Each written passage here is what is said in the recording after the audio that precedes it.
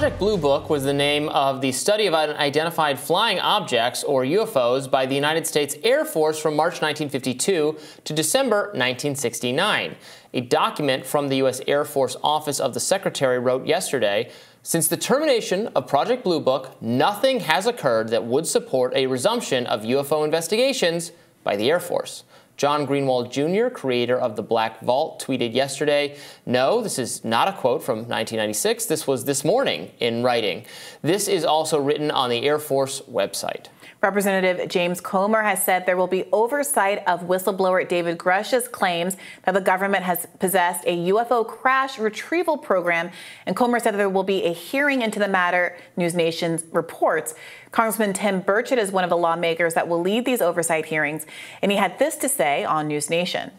First of all, how believable do you find this whistleblower, David Grusch?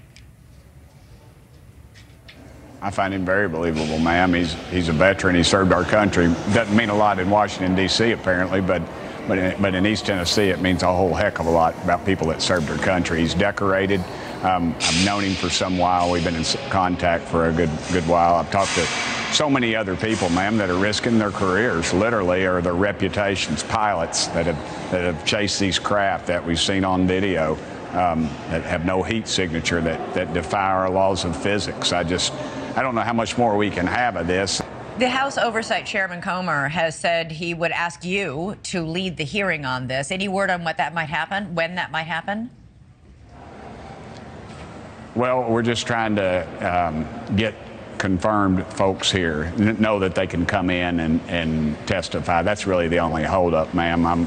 I'm not, Chairman Comer is very kind to me, and the Speaker McCarthy has also agreed that we could have this hearing.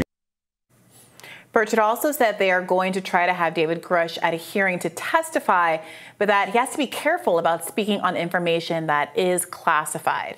Well, and that's a very relevant holdup, as we're having this great narrative about wouldn't want to get indicted under the Espionage Act. Well, no, yeah, that's an issue, and it's been buried a little bit in our commentary over the last few days, as we grappled with what seemed to be Trump having actually national security concerning documents in his possession.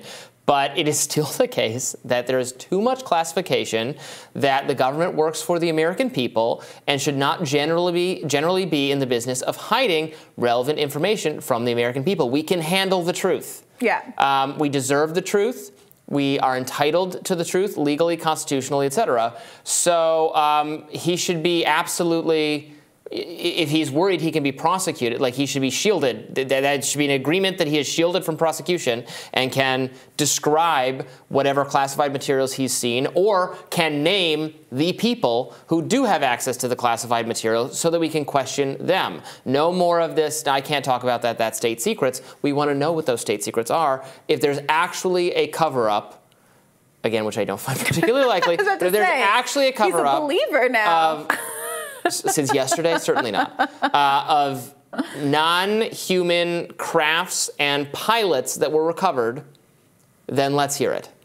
Yeah, I mean, so to your point about our entitlement to the truth, I mean, the top of this story is about the fact that this guy, Greenwald, who has been running this kind of UFO website, news site investigating these kinds of things, sent a FOIA request to get more information 2 years ago.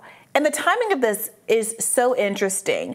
The U.S. Air Force finally got back to him, but not with the documents requested in the FOIA request, but a pro forma pat letter that it's basically a copy-paste job from 2016, at which point they shut down this Project Blue Book, which was, tracking this kind of information, saying, well, we haven't tracked it since then. Here's the information they shouldn't have known from back then, and so I'm not fulfilling this request. It took 2 years to respond to this FOIA request. Right. So John Greenwald Jr.'s point is that there are all these other organizations, a whole litany of acronyms that they should have been responsive to, that they should have looked into those organizations and fulfilled these kinds of requests, but that they basically have brushed him off here. And the timing of after 2 years sending him this letter in the middle of this national conversation now about extraterrestrial life or UFOs is interesting and according to some in the UFO community,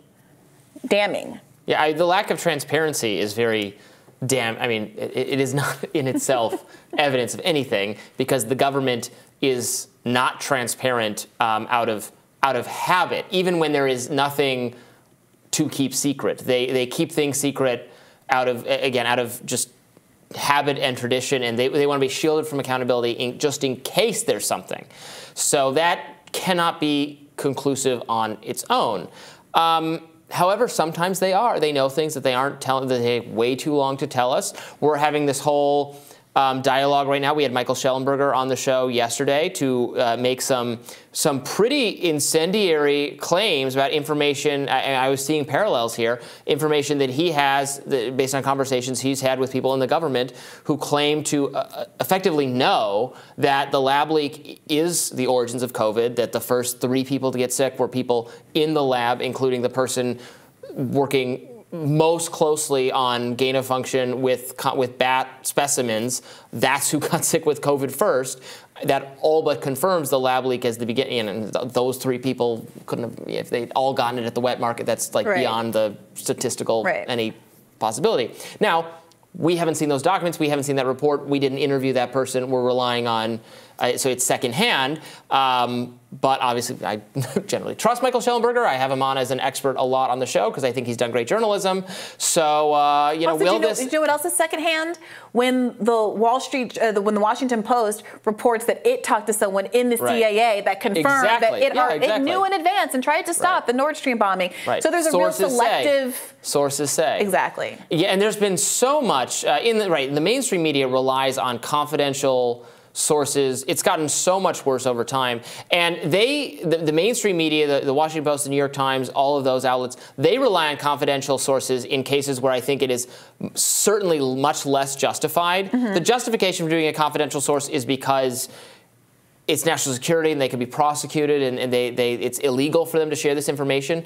Mainstream people, I mean, they do that too, but they also use confidential sources for someone just in the White House complaining about their boss or how things are going. And like, well, everyone will do that if you grant them anonymity. Like, oh, yeah, an official who works in the White House, but we protected their anonymity so that their job wouldn't be threatened. They say, you know, things are really tough, right? Biden was having a bad day, and or Trump or whoever it is, you know, they're combative and they were growling at people or something. Well, okay, everyone, not me, I'm so happy in my job, but everyone would complain to some degree about their employers, their bosses, their coworkers if you give them total anonymity. And it's just not, it's become standard practice to allow any level of that to appear in journalism, and I'm against it. He says he's happy, but there has been some complaints about the lack of snacks in the kitchen. Where are my green M&Ms? Only green M&Ms. You got to pick out all the others. I'm really a tyrant here. All right, Mariah Carey.